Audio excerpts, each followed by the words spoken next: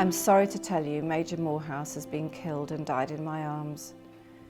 We just brought his son in mortally wounded and he expressed a determination to go back and fetch a doctor. So we set out, and about halfway I heard a groan and turned to see the Major stumble forward and collapse. He died in my arms almost immediately. I eventually got onto the aid post and the doctor went out to his son and on his return reported him dead also. Poor Mrs. Morehouse, I'm so sorry for her.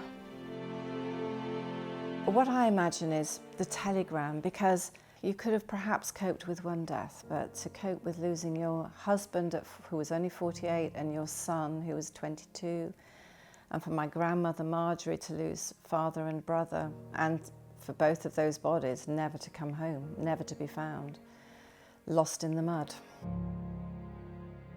My grandmother, even when she was 80, would weep. Harry was a major, and Ronald, who was then a captain, had been moved into the 2nd 4th Battalion of the King's Own Yorkshire Light Infantry. He was relatively happy there, but he did say in 1 or 2 letters, I look forward to getting back. With Daddy, called him Daddy, still called him Daddy. Harry managed to get Ronald back into the 1st 4th Battalion.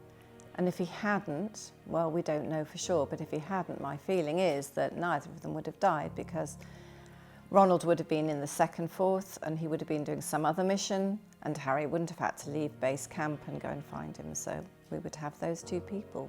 We don't. They were too brave. They were too gallant.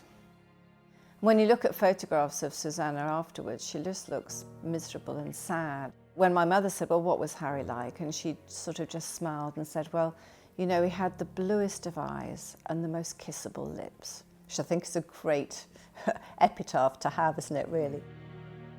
Tynecourt, it's so wonderful because there's no grave for Harry and Ronald. And to have their names engraved there on the wall must have been a marvellous thing to see, because it does mean they're not forgotten. It really does mean that they'll always be there. I think they were remarkable people. And that's just not me talking as a, as a great-granddaughter wanting them to be like that. I think they really were remarkable men.